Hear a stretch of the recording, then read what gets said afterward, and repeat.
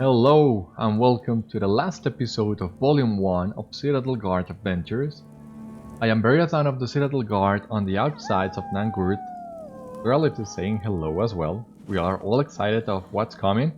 But first, we gotta return to Gatfornir. And as you see here, this area is filled with elite master mobs.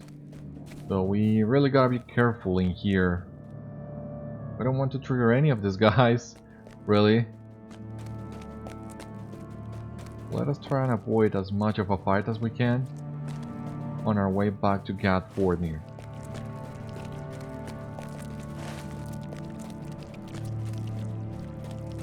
And so, if you remember from the last episode, we traveled into Nangurt with Narmeleth. We defeated Mordrambor, destroyed the ring Narquil, and after all that, finally confronted Mordred. Narmeleth stabbed him with the blade of Dunahar, and with that his spirit was cast into the void. And it was intense. It was truly intense from the very beginning of the instance to the fight with Mordrambor, Narmeleth destroying the ring, but especially obviously the fight with Mordred. Mordred had a lot of health too, so even with the inspiration buff, it took a while to defeat him, and it was not that simple either. For a moment there, I thought I wasn't gonna make it on my first try. Thankfully, that fight is split into different stages, so I had some room to breathe in.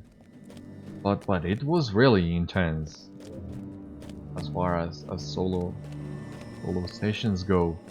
And then that cinematic final confrontation between Narmeleth and Mordred, Narmeleth's sacrifice and her death as well.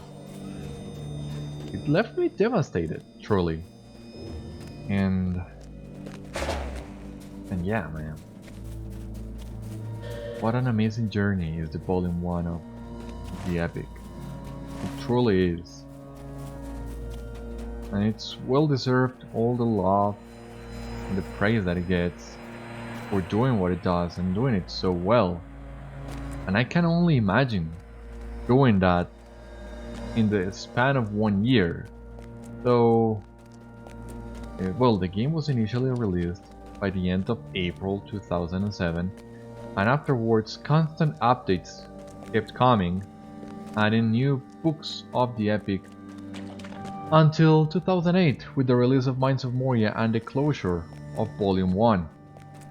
So I try to imagine what it must have felt like receiving this story in the span of 1 year, and the anticipation of having a new book coming out, and ups and downs of the story, the mysteries unsolved, the new mysteries that were created after each different book. Because yeah, the game initially came up until book 8, so that's until Mordred's initial defeat by the hand of Golodier and Sarah Oakhart still in the Palantir, and afterwards piecing the pieces of the puzzle together and seeing it all come through. I mean, even 13 years later, this still great. Almost 14 years later, and this is still such a big, gigantic journey. Really amazing.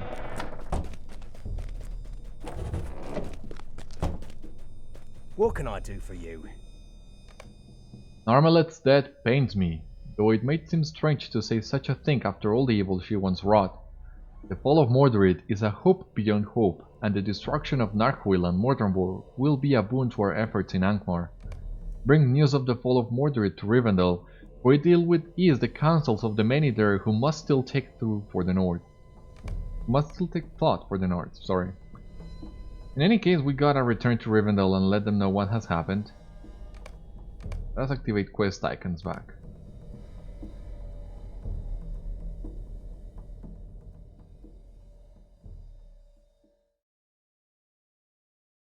I think this is actually going to be a short video because we don't have much to do as far as Volume 1 goes. And once again, I'm going to try to give you a more articulated thought on everything that has happened so far. But we're gonna hold on to Volume 2 for the next episode, and that's gonna be the prologue in Rivendell, and then Book 1,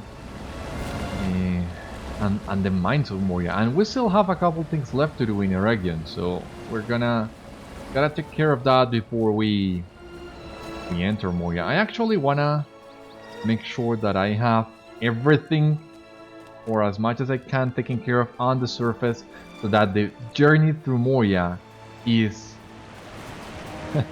and this might sound a little weird, but is as claustrophobic as possible. I don't want to go outside to the surface until I have finished with Moria. So, Winter Festival, Yule Festival is, I would say, a month and a half at much away.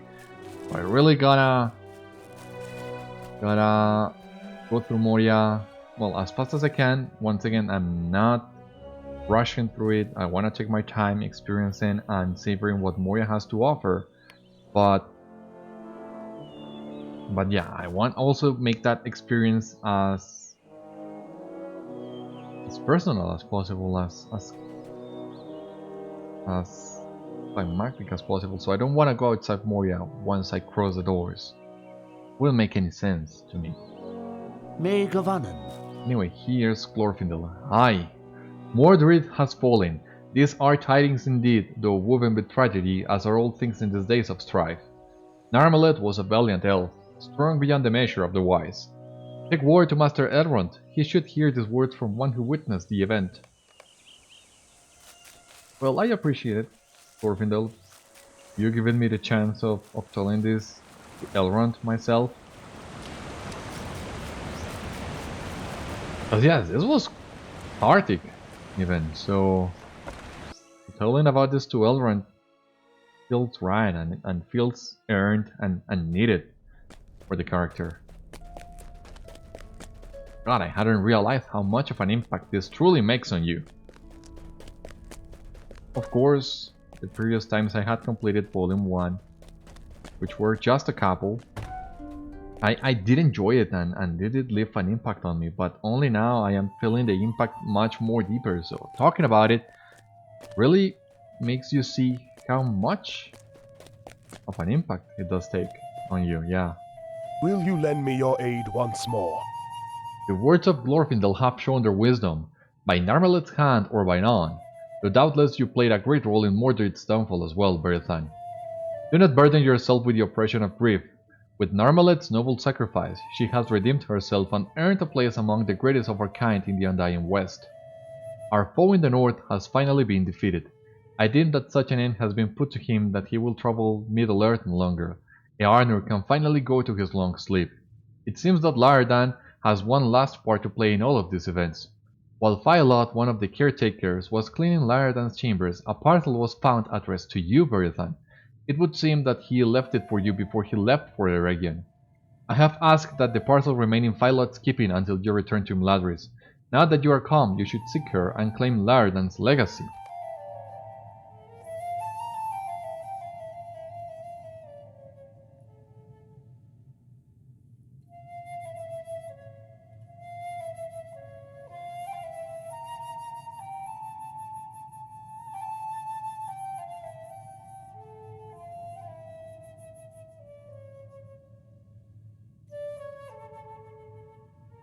Alright, very well, so gotta reclaim that parcel and see what's inside. And where is Philot? Not sure even. In the courtyard. Alright, so that's simple enough. In the courtyard, okay, there she is. The sorrows of the Eldar are never ending. You are Beriathan, are you not? So we got... Well, this might be a good upgrade, I'm not sure. And we got a ring as well. Vitality will fade, agility might. Yeah, that is a good drink too. Will you stay a moment and learn of my troubles? And we have completed the Shadows of Angmar Part 2, a new title, Beriathan, Bearer of Hope. And let us see what we will receive in Laerdan's parcel.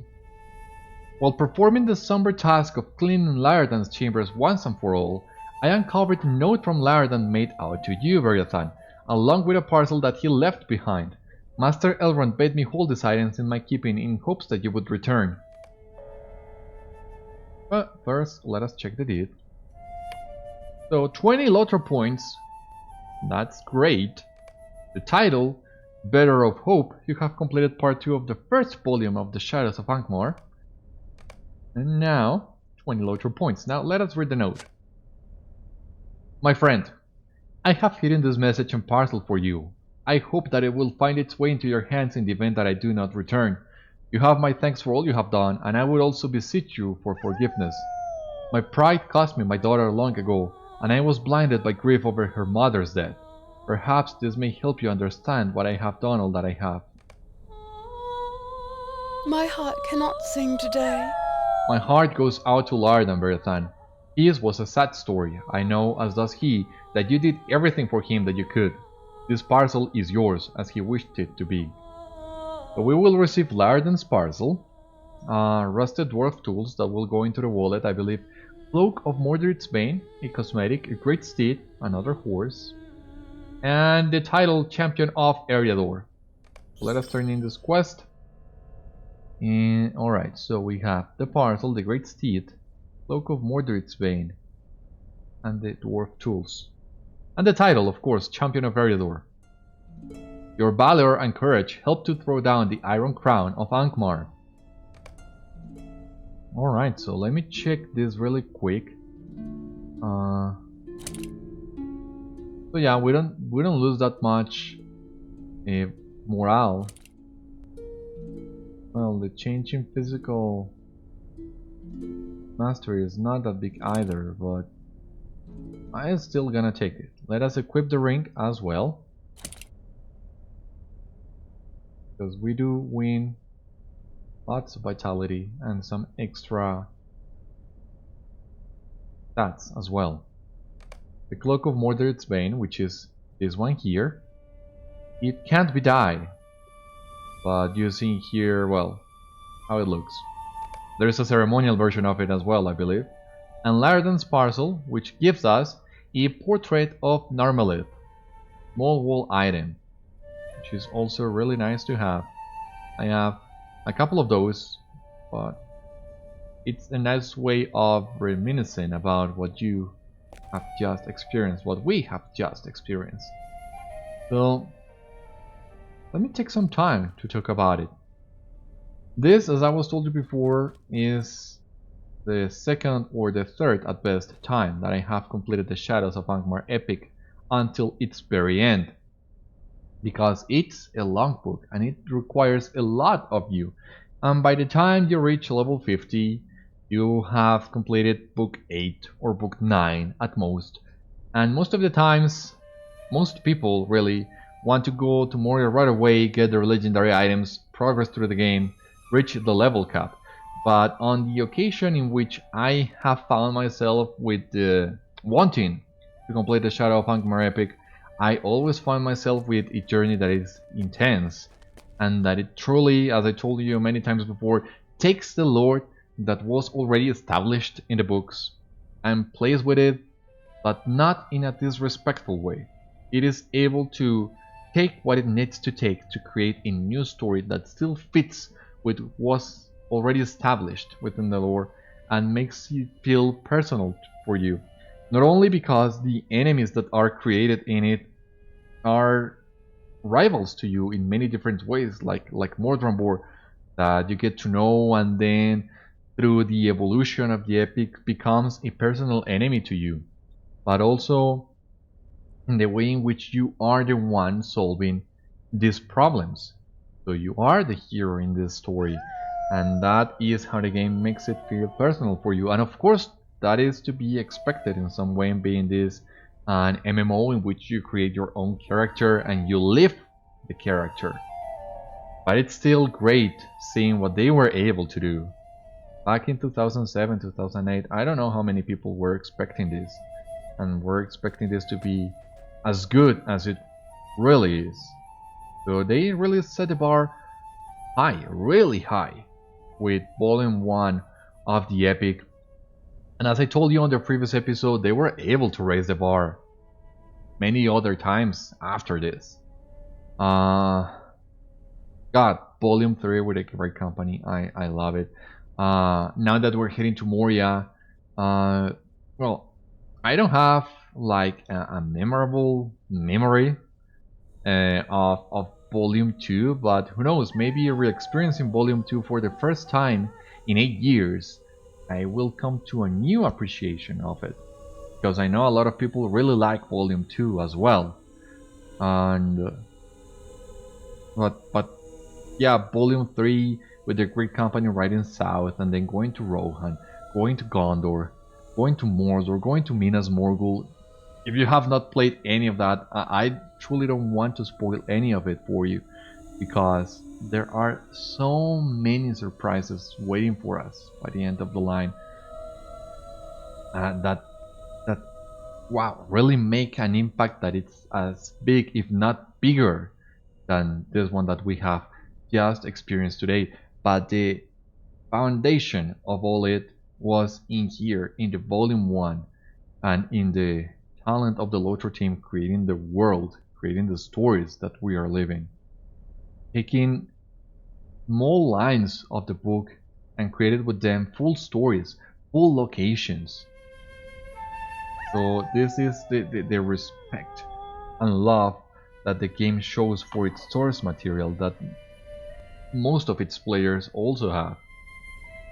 This is the first and only MMO I have ever played, and the reason why is because before being an MMO, it's a Lord of the Rings story, and it's a truly faithful adaptation where it needs to be, but it also takes risks when it needs to take them, and in doing so, it gives you an experience like no other. And this is just Eriador, mind you. We're going to Moria now. We are headed to Rovanion. We are headed to Rohan, to Gondor, to the North Realms. There is so much to be done, and right now, the moment, the current endgame of the game with the Elder Slate and War of Three Peaks and the Legacy of Durin and the Trial of the Dwarves, it still manages to close so many of the story points that have already been established, while at the same time opening new ones, but also relating them one to another, like Legacy of Durin and the Trial of the Dwarves has a close relation with all the dwarves that we have met throughout the entire journey since level 1, but especially with what's gonna happen with Volume 2, you're gonna see that as we head towards into Moria and Mirkwood. And that was something that I was not expecting the first time I saw it. Like the antagonist of the Legacy of Durin and the Trials of the Dwarves has a relation with the enemy that we're gonna find now in Moria. It's not the same one, but the fact that they are able to establish these relations between characters that are years of development apart from each other really makes you see the things in perspective. Really makes you see the care the LOTRO team puts in their stories. How they are planned so many years in advance, how the clues and the foundations of it are planted so many years in advance, and in so many cases we don't see it, but they are there. So when you go back and replay all of this, you see how this has been planned from the very beginning, and there were elements that were made on the march, so to speak, because some dialogue that we have received in here not contradicts necessarily what comes afterwards, but it's a play. The game is playing you, and at level 50 you don't realize it, but the game is playing you just as much as you are playing it, and it's amazing what they are able to do, especially considering Turbine and now it's Time and Stone Games were not the biggest of studios. especially Standing Stone games, because after Turbine, uh, well, was taken from Warner Brothers to work on different projects, and the LOTRO and the Dungeons and Dragons team took the games to continue working on them. That is the love that the team has for their creation. And yeah, they don't have as much resources as some other studios. They are not as big.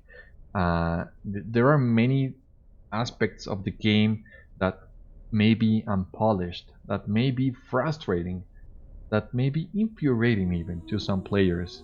But at the end of the day, when you take what works and what doesn't and you put it on a balance, I think most of the time the balance will tip in favor of the positive aspects of the game more than the negatives.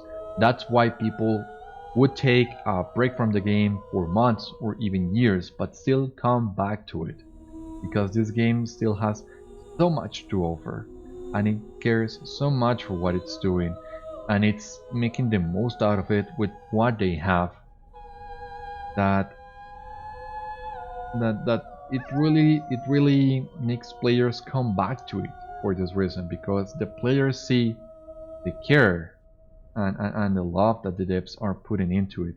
And we don't necessarily have to agree with everything the game is doing.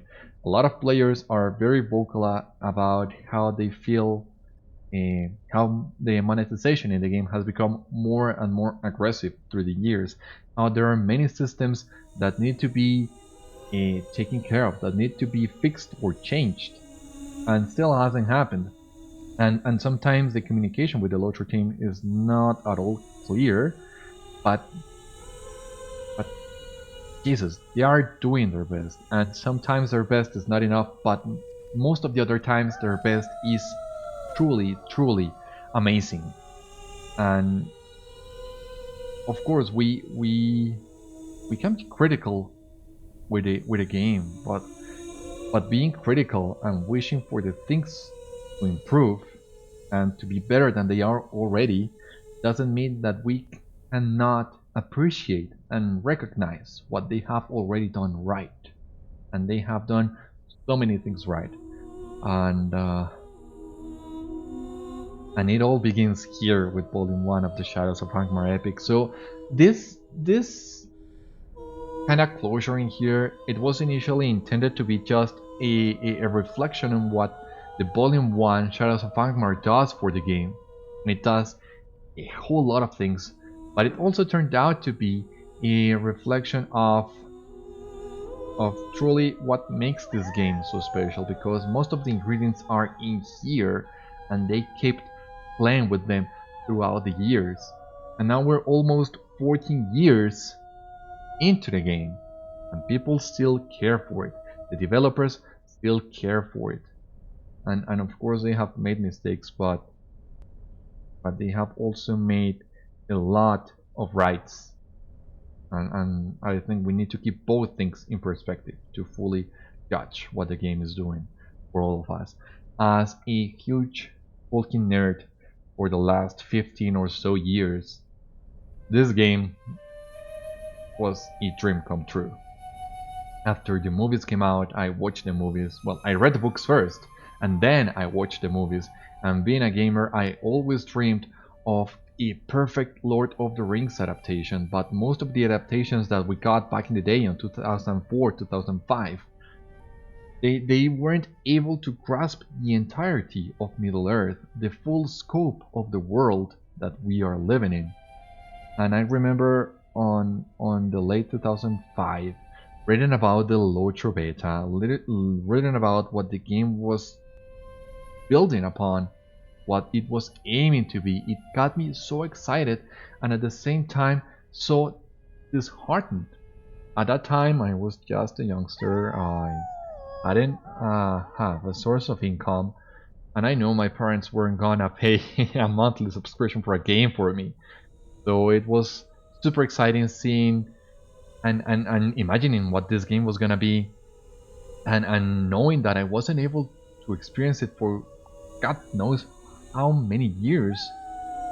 I mean, I remember receiving the newsletters for the release of the Mines of Moria, the release of the Sage of Mirkwood, And I'm feeling so excited and wishing with all my heart being able to come into the game. And when it finally became free to play in 2010, and knowing that I could finally come into the game and don't have to worry about paying for it if I didn't want to, but then experiencing it all.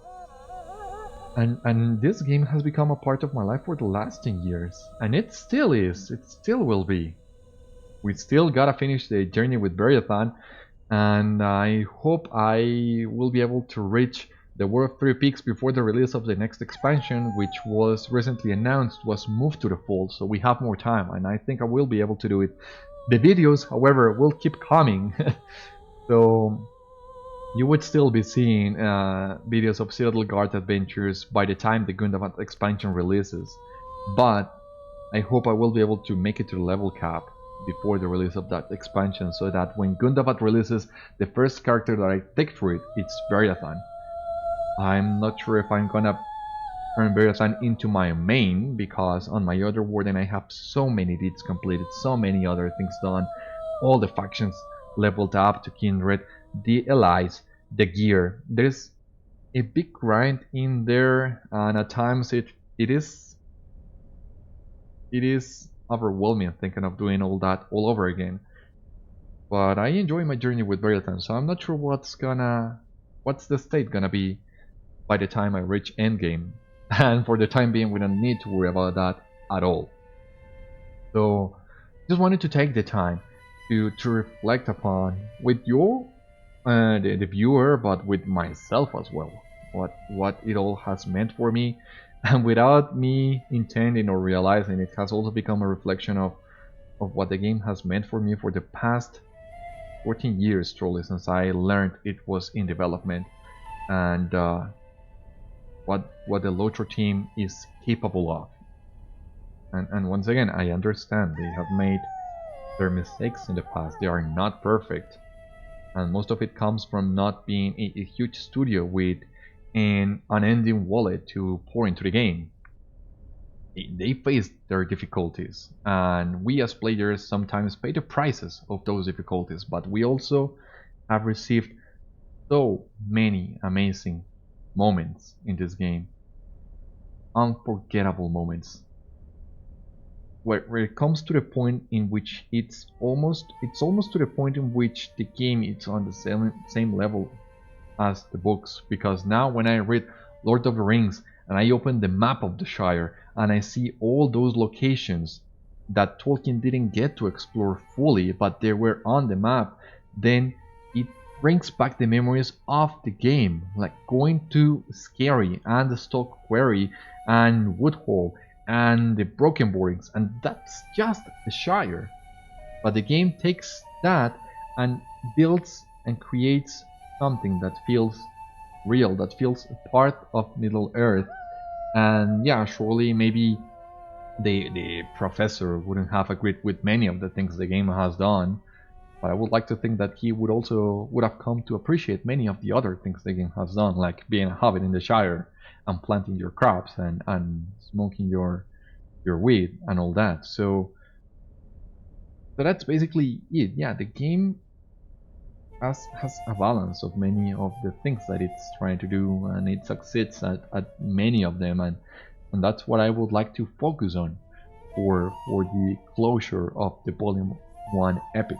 The game has done many amazing things, and it continues to do many amazing things. I'm just finishing my playthrough of War of Three Peaks, and I'm having a great time, and they were able to really make it feel like a chaotic war zone. Some people didn't like it, from what I read, getting just a lot of pop-up quests of kill X enemies of this, and this kind. Or for some people it felt like lazy development, but for me it made it feel for me like I was in a battlefield, and the battlefield was so chaotic, and it was so overwhelming in a good way that I had to do all that I could to create to tip the scales on the favor of the dwarves. And for doing so, I needed to fight every single thing that I found on the map. So for me, yeah, War of the Three Peaks has been an amazing experience. And some people, for example, had criticized the way in which it was not communicated enough or the pricing of it. And yeah, those are genuine concerns as well. I'm not saying they're not, because they are. And I debated with myself for some time as well. Which package am I gonna buy? Do I really want to pour $60 or $100 for just cosmetic fluff in the end? I didn't.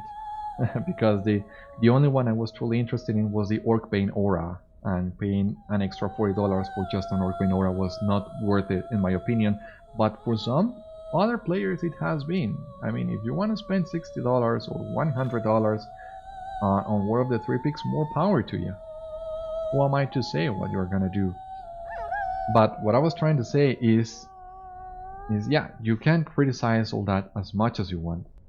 Yeah, you can criticize all the other things the game has done as much as you want, but God, this game has given me so many amazing memories. It has given me a home to live in, a family as well, because I got a keen. I've been in that keen for since 2011. The keen, well, we've merged with other keens because the player base has decreased, of course, but many of those players are still in here, and I still talk to them, and I have friends with them, and I feel like I have a place to come back to, and no other game truly makes you feel at home as much as LOTRO does. And that's what this is for me, really. This is why I have not the intention of stopping playing this. I will keep playing Lord of the Rings Online for as long as the game remains active, because there is always something to do in this game, and something that really makes you feel you are in Middle Earth. This is a game made by Lord of the Rings fans to Lord of the Rings fans, and that is in the end what matters the most to me. So this is truly, oh my god, I'm getting really emotional just thinking about it, and being able to express it to the camera even. I don't know how many people are gonna stick to the end of my ranting now, because it's been like 20 minutes already, but even if nobody else listens to it, the fact that I've been able to express all that this game means to me after re-experiencing the first part of it, it really is like reloading the battery in some sorts. Like I'm feeling recharged, my energy is back up top, and I'm ready now to go back to Moria and beyond and re-experience all the amazing moments the game still has in store for Beriathan. And experiencing this as a member of the Citadel Guard of Gondor, or playing as a Citadel Guard of Gondor, really elevates the experience to another level and makes it feel it much more personal to me. Being in love with Númenórean and Gondorian lore since the very beginning, since the very first time I read the books, and now playing as one of them, I am one of them. God, what other game allows you to do that? And that's why I will still keep coming to Middle-earth for as long as the game remains alive. And I'm sure me and many other players want the game to stay alive for many years to come, and we're gonna do our best to support the developers as long as they keep creating the amazing content they have created so far. And of course we'll keep not demanding, but we'll keep giving on our part, our mind, on our voice, so that the game continues to be great. Not being a conformist, always encouraging the developers to do better and let them know if we believe they are doing wrong, because we love the game as much as they do. So in the end, I think this is a good spot to wrap up this sort of epilogue to the Volume 1 of Citadel Guard Adventures. Taking the time just to take a breath and really let everything sink in as deep as it can. Because yes, there is no other game like this, and it truly deserves all the praise that it has gotten through the years, and even more than that. And hopefully it will start getting more and more attention. Hopefully we'll be able to get more and more players coming back to the game, or getting to know the game for the very first time. And that way Middle Earth will expand itself. It's already a real place for a lot of people, but LOTRO makes it even more real with everything that it has done, at least for me, talking on a personal level today. But yeah, that's all I wanted to say basically. Now that we have finished volume 1 of the Shadows of Angmar epic, if you stuck till the end and listened to everything I had to say, I thank you so much for it, because it's really important to me being able to share all this with you. And hey, leave your comments down below. What do you think of the volume 1 of the Shadows of Angmar? What do you think of the game in general? Do you agree with what I have said? Do you not? What do you agree on? What do you disagree on? Let me know everything that you have in your mind, and let us create an amazing discussion of what makes this game so great, and maybe what still needs to be improved. But yeah, let us continue creating the amazing community that we already are, that we have already been, because there's no other community like this. And with all this in mind, thank you once again for watching this episode of Citadel Guard Adventures, and join me next time, because we're gonna help the company of the ring prepare as they get ready to leave Rivendell, and then we're gonna return to Eregion and keep following on their paths. Eventually we'll go to the doors of Durin and enter the mines of Moria, and god, that is so exciting. So thank you once again, stay safe, take care all of you my friends, and I will hope to see you on the next episode. For the time being, bye bye, and see you later. Take care all, good luck.